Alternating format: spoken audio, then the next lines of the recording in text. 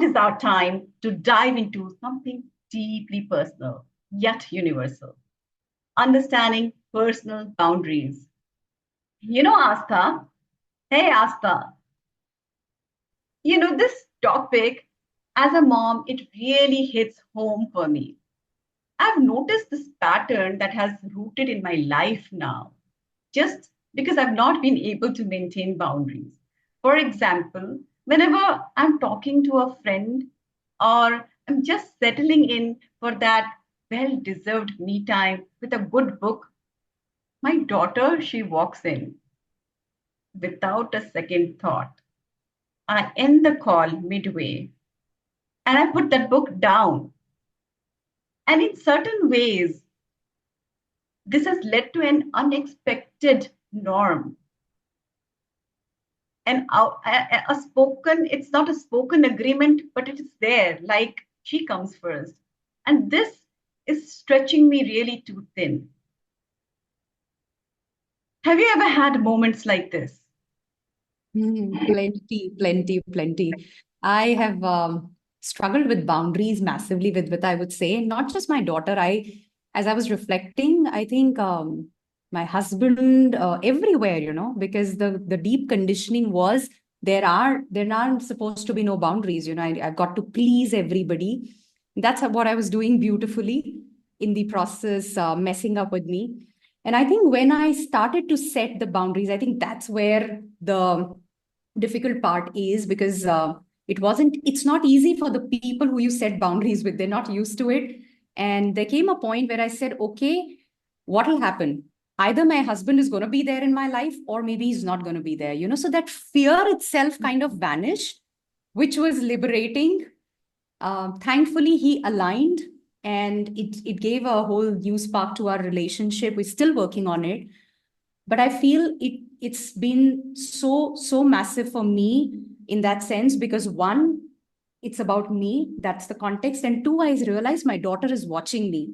What do I want her to do? Just keep pleasing everybody? Or so I think in that sense it's been very, very important. And I feel, Vidvita, um, everybody here, ladies, type in a B for boundary. If that's an area you've struggled with, you are still struggling with, you want deeper insights, you want an access, type in a B there in the chat box.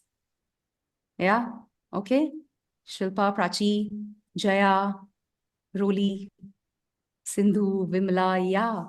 So, Vidvata, I definitely want to go deeper there. And I think it's so important to really know what these boundaries mean. How do you even create them? What's the impact? All of that. Right. And isn't our next fireside chat all about that, Vidvata?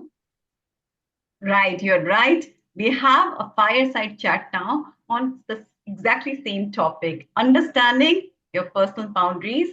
And for this, we have someone truly special. She is a proud Shimantran and my go-to person whenever I have faced challenges with setting boundaries, especially with my daughter. And her guidance has been a constant source of clarity and support for me. I'm so delighted to welcome you, Dr. Vimala Seshadri. She is a passionate advocate for personal growth and empowerment. With a background in psychology and over 2 decades of experience in counseling and coaching, Vimla combines deep insight with genuine sense of sisterhood. And that has been so invaluable to so many, including me. Hey, Vimla.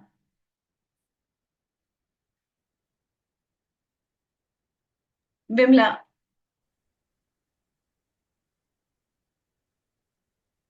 hey, Vimla, I'm not able to hear you.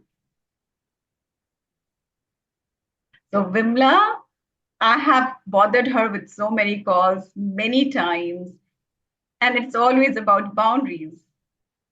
Yes, can you hear? What is Yes. happening? Yes, you are there. Yes. Yay, there we go. You've How are you, my always been friend? around for me, so I know you are here. Yes, always there for you. So, Vimla, you are going to take this fireside chat with us today, and we are so excited to have it carry forward. The stage is Absolutely. yours. Yeah. Vidvata, you and I have talked about boundaries in so many various aspects of our life. And I am going to introduce you and all of us to one of the most amazing people I've met recently. And I call her a friend now, Megha Tata. And Megha, welcome. Thank you so Hi, much for being here, my friend. thank you. Thank you for making me part of this wonderful community, Vimla. Wonderful to be here. Let me introduce everyone to you. And let me introduce you to everyone else. Megha is a seasoned media professional with over 3 decades of experience. She's been part of Star, Discovery, so many different media companies, and she's been on boards, international and local boards in advertising, either in foundations and associations. She's currently a strategic advisor, and I love this. She guides organizations to scale up, which we all need to do. She's also on the board of NGOs, including Train and Population First. Megha has been scored as the top 50 influential women in media. And she's been awarded Woman of the Decade by Women's Economic Forum. And she's done this while being a mom of two little kids, and she's raised them through all of this. And it's amazing that she's been able to do this. And one thing she has done is that she set boundaries. And when we had our discussion, without boundaries, her achievements, her success may not have been possible. And so, can you imagine doing all of that without setting boundaries? So, how does she do this? What did she do to create her boundaries? Let's have a little bit of a fireside chat with Megha. Thank you Hi, so Vimla. much. Thank you. Thank you so much for that wonderful introduction. And like I said, it's wonderful to be part of the She Mantra community. I was fortunate enough to join in a bit earlier to hear Akshay speak, and it was a wonderful session. And it's great to see such amazing women on this platform. So thank you once again. Thank you, Megha, for the time. And so throughout this morning session, almost every session has used this word boundary. So I'm going to invite you to share an example with all of us of an impactful boundary that you have set for yourself to be such an accomplished person in media. Thanks. When we chatted up earlier and we were going to discuss about boundaries, I was also contemplating and reflecting about, because it was not something consciously one had put in your head, okay, these are the boundaries I will put. It's not like a geography lesson where you're going through a map and saying, okay, these are the boundaries of different states and countries and all of that. It's a more like a virtual creation of a space in your own mind, right? And I think I would say in my personal journey, it wasn't like one voila moment I had, like, okay, whoa, okay, now this is what I will do, and these are the things I won't do. None of that happened, and I don't have a ready reckoner, or there's no black book with all the rules written in. I think life taught you some of those experiences, and through those experiences, the boundaries automatically started being created. And I think I like to reflect back many, many years ago, when I was starting my career. uh, I was dating my boyfriend, who's now my husband, and there are a lot of things which you work together as a partner and hope that a lot of those things will play out the way you'd like to. I think in my early years, I when I got married, especially, I realized very early in life the only thing I can cook is stories. So I made that very clear to my family that I ain't cooking for you guys. My love is not going to be through your stomach, and let's make that very clear. Now, there was a conditional thing which had happened in my growing up years as well, like I guess most women go through and most young girls, that cooking has to be part of your DNA. Like, when you get married and you have to cook and blah, blah, blah. And I hated cooking, right? And for me, that, like, I know for a lot of people, it's therapeutic. And for me, it's just the other way around. So many early part of my life, I decided that this is not something I will make me happy. And if I'm not going to be a happy person, I'm not going to create a happy environment. So I created that boundary much early in life to say, listen, I will make sure nobody dies hungry in this house, but I will not be able to be the contributor in making that cooking or whatever is required to keep feed people. So I think that is one of the examples I sort of stuck by, and it's been I've been happily married for 34 years now, so I managed to survive this without to having to really cook and cook outside of cooking stories, I mean. So I think that's one small example, but the reason I just sort of brought that one, and there were many such, is a lot of women will be able to relate to that. It is such a thing. Like everybody has to know how to cook and make food and manage work and cook. And okay, eventually, maybe when you're in a state of,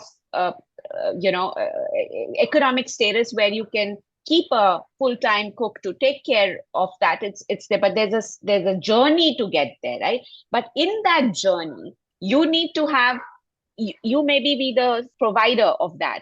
And I think for me, I was very clear from day one, like I am not going to the kitchen. In fact, there's a joke in my house where my husband always says that we have this placards in the house with an arrow showing kitchen this side, and that is for me.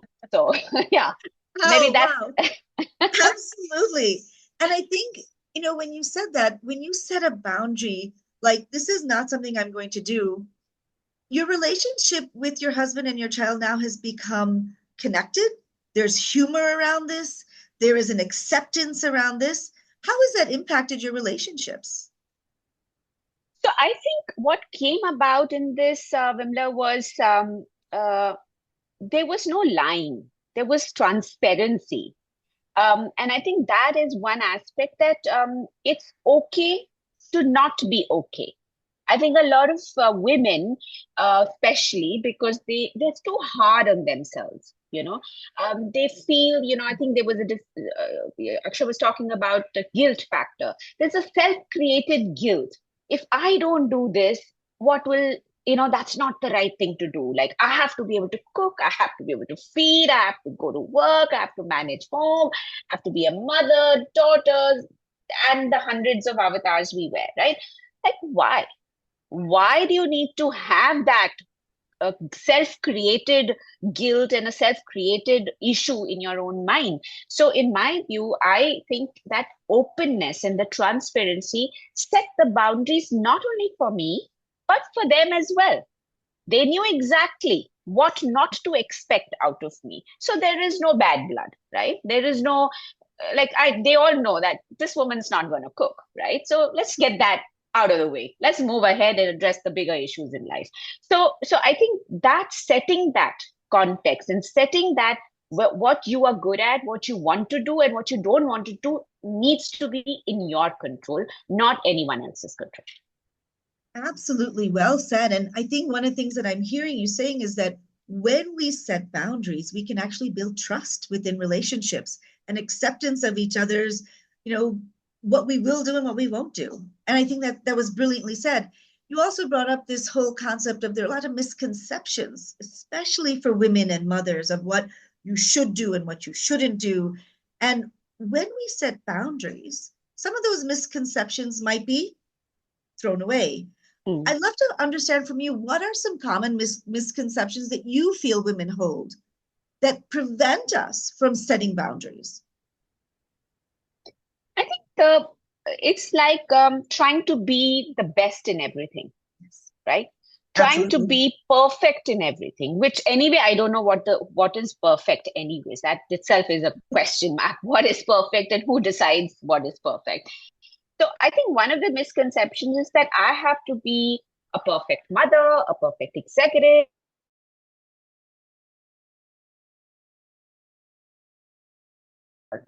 And I'm saying, screw that, right?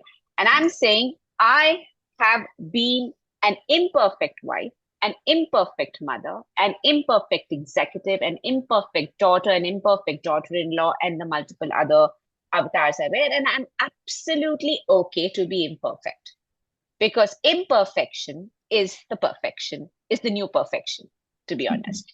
And that is, and but the thing in that, Vimla, is it's easier said than done. You do it, you say it, and it's okay, I'm to be perfect. But to be, what's the right word? It's to be okay with that choice you have made is up to you. And again, you are your own best friend or you are your worst enemy. It is up to you. That choice is yours. And I made that, I accepted that reality that I am not going to be perfect in anything. And I'm absolutely fine with that. And that is why I was able to achieve some of these milestones in my life, professionally and personally, because I accepted who I was and was not trying to be what others probably wanted me to be. Absolutely. And I think everybody in the chat is just giving you so much love with your. I'll catch that up and I think later. it's going to be a quote, imperfection is the new perfection. And I absolutely love that. And when we think about it, there's been a lot of research done. Brene Brown has said that in order to set these boundaries and to accept our imperfections, we need to ask ourselves two questions. And it's very simple. What's okay for us to do and what is not okay for us to do? When we answer these questions, we take a moment and say, what's okay for us to do? And I think you are now one of my exemplars for sure, and probably a role model for everybody here, is when you said, it's not okay for me to cook anymore. It is okay for me to nourish you. I will ensure that I nourish you, but it's not okay for me to cook for you. It's a perfect example of bringing that about. And when we think about that, what other areas have you used, especially in work, where you have set this boundary of this is okay for me to do and this is not okay for me to do? Because you have moved from corporate to being a consultant now, and I'd love to hear that journey in setting boundaries. Right. So again, I've been in the media industry. It's been over 3 decades, and I've seen the evolution of this industry from literally Doordarshan days to the digital ecosystem. That whole journey from D to D has been quite insane, actually. Now, in that journey, there's a lot of, I would say, I was part of the earlier, I would say, the motley crew who brought about cable and satellite revolution in the country. This was, when there was no cable and satellite. I'm talking way back in the 90s. Now, in this journey, Vimla, a lot of learnings happened, right? And always never, I mean, it wasn't ever that it was all perfect for me through that journey, right? So I learned a lot from the failures maybe I've had, and also learned from the bad experiences I've had. And I think in my journey, I realized, and one such example I'll sort of very touch upon to you is that, being a woman, and this specifically, this topic is, this particular example will resonate with a lot of women. This happened when I became a mother. And when I was on this great trajectory of growth in this company, right? And I was like getting promotion year on year, and I was like the star performer of the company. And my background sales, so I was a revenue person, and I was like bringing in the moolah, and everyone was like, yay, yay, yay. And then of course the beautiful thing happens. I marry and I have my first child, and it was the most beautiful experience of my life. I mean, every mom will understand that. It's just wonderful to have your first child. I got this beautiful daughter. And in that, when I came back to work, I was told very rudely, and I was a rude shock for me, that I used to head up a national role in the company. And I was told, of course, by men, that you have become a mother. Okay, so we're being nice to you by reducing your role to a small region, from a national head to a small region, because you'll get more time to be with your daughter. You will not be able to travel. You may not be able to do so many things. You may not be able to have meetings. So, that's how it is. And I remember very clearly, Vimla, that was it. My hormones were running over because I just had a baby. And I just broke down, right? And I cried like a baby, literally, in front of these two men who were my bosses. And I was like, I was hating myself to cry in front of, but I couldn't stop because my hormones were going crazy. And I'm like, and I kept, and ironically, in that whole situation, I'm the one who kept telling those two men, I'm sorry, I'm sorry, I'm sorry, I'm crying, I'm sorry, crying. Now, the reason I brought this up was that what I learned from this, I think the boundary I did not set that time was that I took that nonsense, right? I did not ask back. I accepted what was being given to me, right? And of course, they twisted the whole story by saying that they're doing it for me, that, we're not reducing your designation or salary or anything. What is your problem? It's only going to be good for you.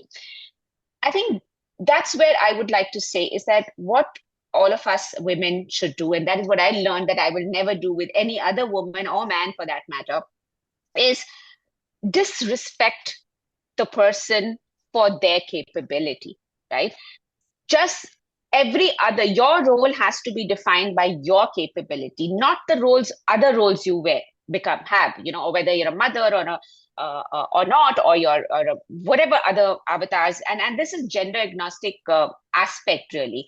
But I learned that this is something I will not, and I will never accept again, not to just not to ask back, not to question, not to just say that, okay, thanks so much, I'm sorry, I cried a bit, and I'll go and, do exactly what you asked me to do. I think that is where I would sort of advise a lot of women who are working, who are going through their journeys, where they are pushed in a corner. Don't just take that bullshit.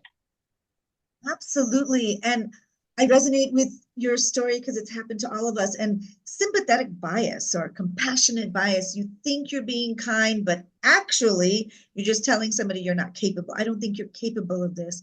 And I look at women being capable of absolutely everything and anything, and standing up and saying, you know what?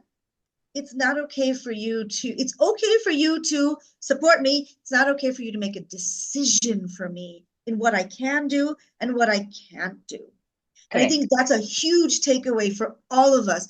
Set your boundary on what it is that in your working relationships, what is it that you can do and what is it that you want support from, and asking for that support. It's absolutely imperative for us to set that boundary. One of the things that I love to talk to you about, and we kind of touched upon this a little bit, is, okay, we've set this boundary. How do we get people to align to our boundary? And, you had a great example coming back to your family of, you set this, example of, I'm not going to cook, but other boundaries that we've set, how do we align it to the people we love, the people we work with? So there's no perfect formula, Vimla. And, all of us will have our own ways of dealing with it. We all have different environments, different structure of the family, different situations. So it wouldn't be fair to say that this is what I did and that's how it will work for you or anybody else. I think you have to define that for yourself. And I think the fundamental thing I'd say is that take charge of your life. You decide, you be your own boss, you decide this is how I'd like my life to be, right? And there is no right or wrong answer in this, Vimla. There is not, because my right could be your wrong and your wrong could be my right? So there is no formula, like I said, but you have to, unless you speak up, no one's going to get a dream that this is how you feel.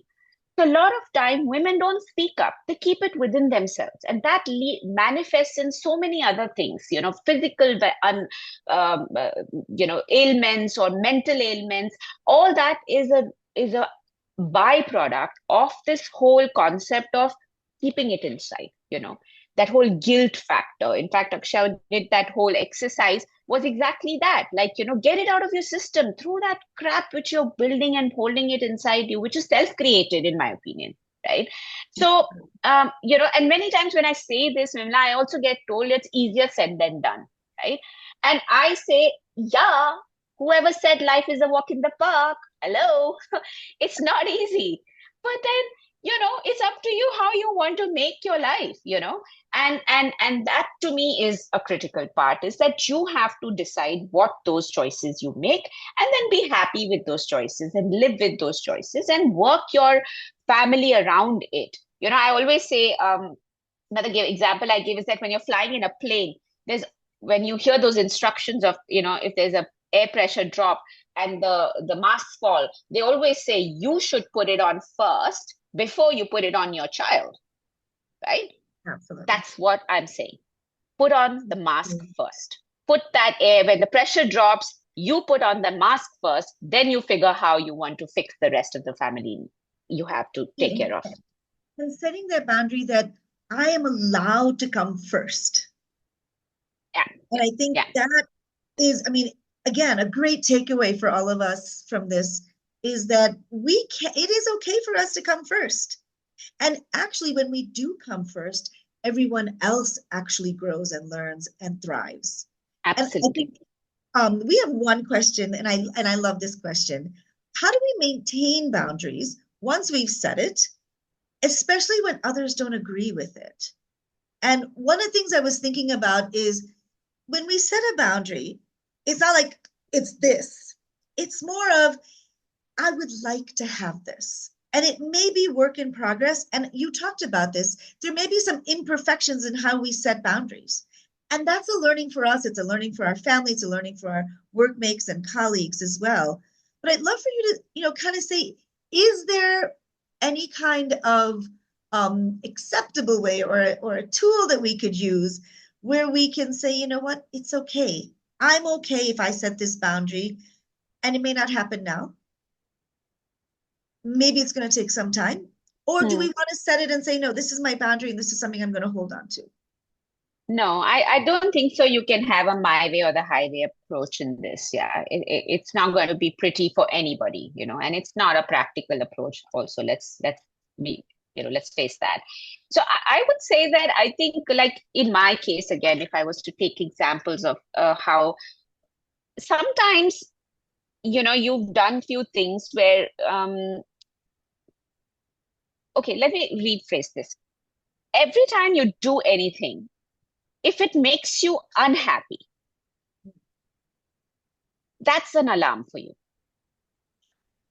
That's when you have to decide that, okay, this is not going to work, right? In the long run, I'll keep compromising my desires, my asks, my wants as an individual, and I will start losing this, respect for my own self, which will have manifestations on other forms in the journey of my life. Then that's when for you to your alarm bell should ring up, But if you've done something which is maybe not your first choice, right? But it's making you happy, it's fine. So I would say the blue litmus test for you, are you happy? If you feel good about it, if you're feeling nice about it, even if it wasn't your first choice, I'm good at it. So there are many times I've done a few things which were not my ideal choices, but it just created a nice environment where everybody it worked out really well. I'm like, oh, that's cool. That's it. I'm happy with the way it turned out, right? I think that is your personal way or personal evaluation. Your mind and your body should feel happy, right? If you're feeling good about it, it'll show. So, and the moment you feel that it's not, it's irritating me, I'm getting angry and I don't like this, it's pissing me off, there you go, there's your answer. That's the boundary you need to create then. Yeah. So it's high self-awareness, basically. Totally. When you have that self-awareness, you can say, hey, I'm not feeling good about this. Maybe I need to shift. Yeah. Maybe I need to remove a boundary or add a boundary and say, hey, this is where my line is drawn, even if it's drawn in the sand. And it's absolutely fine, right? Yeah. I just want to say you've given us so much in a very short period of time. In the very beginning, you said something that has stuck with me. And you said, setting a boundary is like a virtual space. Mm-hmm. It's not like a map where you're going to say, okay, here is China, here's India. It's more of a virtual space that we create in our minds, and it's flexible and it's changeable and it grows and it shifts. And we have moms in this group that have, infants, toddlers, and teenagers. And when you look at younger children, what is a boundary that you think would be a healthy boundary for moms with younger children to set? Hmm. So again, parenting is so personal, Vimla. I wouldn't have liked anyone tell me how to parent my daughters, and neither would I say anything to other mothers as well. I'll just give you how I played it out. Okay. So basically what again, I was a working woman while I was being a mother, and I was growing in my career. So, there was this whole I was growing as a mother and growing as a professional, and it had to be sort of managed, right? And you have to be a great tap dancer to, you know, keep balancing the Absolutely. both. So I think in this journey, again, with a lot of other mothers and professionals I spoke to, people always comment and say, I had to compromise on this and had to compromise on that and had to. I personally am not a big favorite of this word compromise. For me, I prefer calling it prioritize.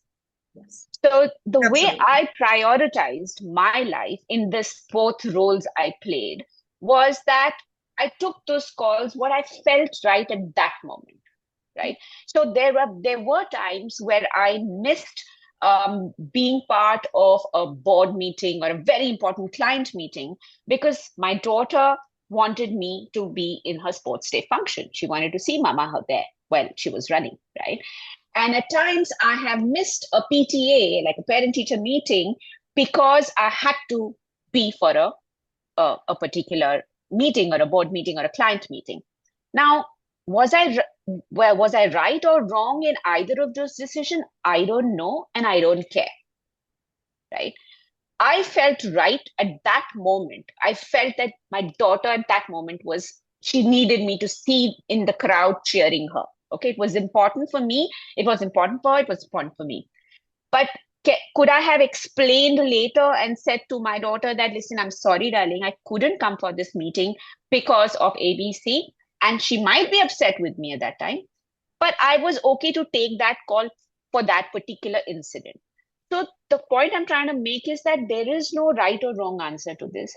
There is no, like you said, it keeps shifting, and you have to decide what your priorities are at what stage of your life. As infant mom, your priorities are very different to a teenage mom and to now when my daughters are older women, they're working professionals and they're all having their own journey and hopefully will be mothers someday.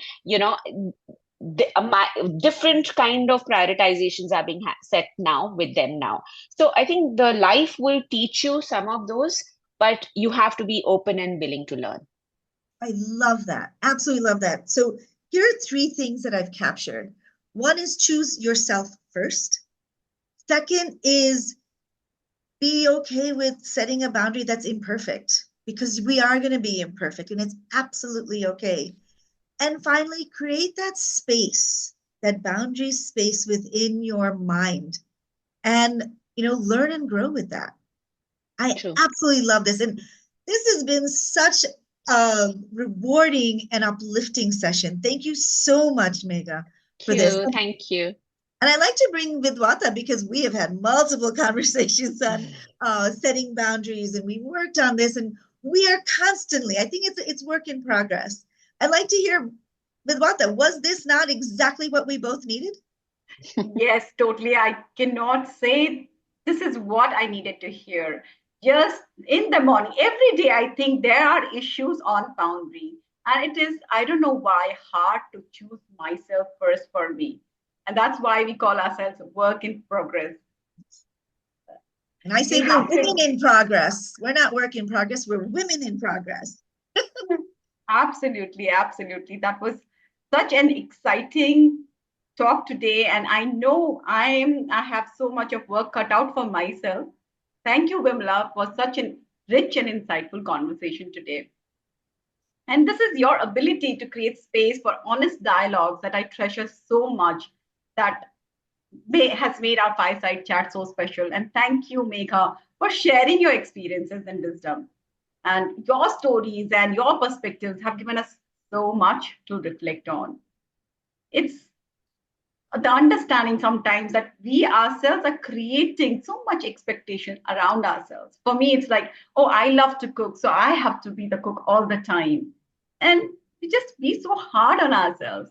So I really liked the litmus test that you have given, whether it makes you happy or not. That is where the alarm should ring. Now, I'd love to hear from all of you in the chat. Type one learning that you are taking away from this session.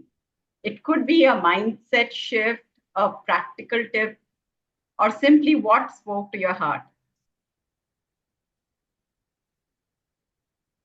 Hey, Vidvita, I just wanted to point out there are some amazing questions here that some of our audiences have for Megha. Would you want to take those up? Yes, Asta, go away. Fire right with Okay. the questions. Yeah. Yep. So the very first question that we have, Megha, that this one's for you. Do our boundaries need to align with other close family for them to be healthy and for them to work? Yeah, I guess it does. Yeah, I think ideally it does. Yeah, it needs to align to the overall. But like I said, the make that the blue litmus test for you. Sorry, I'm just charging my laptop. The blue litmus test is that if at the cost of aligning other people's boundaries, it is compromising your state of being, then you may want to think about it. This is about you. This is about you as a woman, as an individual, as a human being, and what is right for you. And I think that is where you need to take those decisions for yourself. So I wouldn't say it's a direct yes or a no. You have to be intelligent enough to navigate yourself accordingly. Sure. Yeah, absolutely. Got it. The second one here is how to maintain the boundary once we set it. What if others don't agree with it? We end up breaking our own boundaries. I think, yeah. Yeah, but then again, similar to my first, I mean, you which means you're not setting a boundary. If you're disregarding yourself, you are disrespecting yourself because you're not keeping yourself first, clearly. Because you want to do something, but you're not doing it because you want to do it for others. It goes against the bane of what we're talking about, right? So that is exactly what we're saying, right? You have to love yourself first. You have to respect yourself first. You are as much in right of having those desires and wants and your what you want to achieve in life. Why does it have to be only you trying to be this perfect person, which you're not, and nobody is? Yes, and being a mother does not take that away from you, right? Absolutely not. In fact, being a mother is the best thing. And for me, it has been the best thing which has ever happened twice over. So I loved being a mom, loved being a mom. And it wasn't easy. Like, hello, which mother would say that it was just, oh, like a nice in a film, people walking in and breathing? Nothing like that. There is full drama, excitement, and all of that. But that's what life is, right? It has to have its own journey, a path which has got its little ups and downs to make, you have to have your downs to appreciate the ups, basically, right? Thank you so much, Megha, for answering our questions. Just one more is there. What would be a healthy boundary with a married 29-year-old son to keep the connect alive? So I have a 26-year-old daughter as well. And so I think one of the things, and it's a great question, is a lot of time as parents, you start you get confused whether you should be the strict parent or you should be this friend of the child. So I wouldn't say that. I would say neither. right? Don't just, if you are a friend, then who's going to be the parent, right? So you have to balance that, but you don't have to be the strict parent wherein you just lose the child. So I think that balance of connection is very, very important. And today, if I'm in a position where both my daughters feel that the first person they want to call, anything happens, good or bad, is me, it's a strong narrative there that you've played out your cards pretty all right. So for that 29-year-old man, I don't know whether how your relationship with your son, and it's not a magic which happens. You have to build it from day one, right? You have to create that environment with your child to say that there is, and being open and transparent. And then I would just say that don't just talk, walk the talk, right? You have to be the example you want your child to be.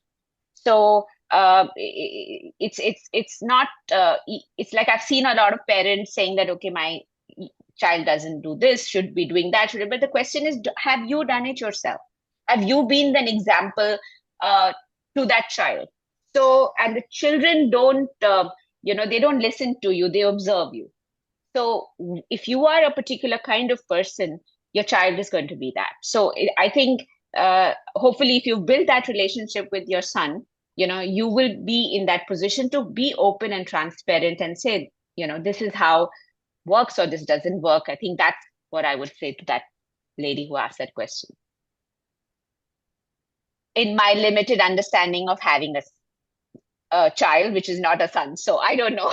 I have two daughters. So having a son obviously has a different way. I have friends who have sons who have said it's different to have a son.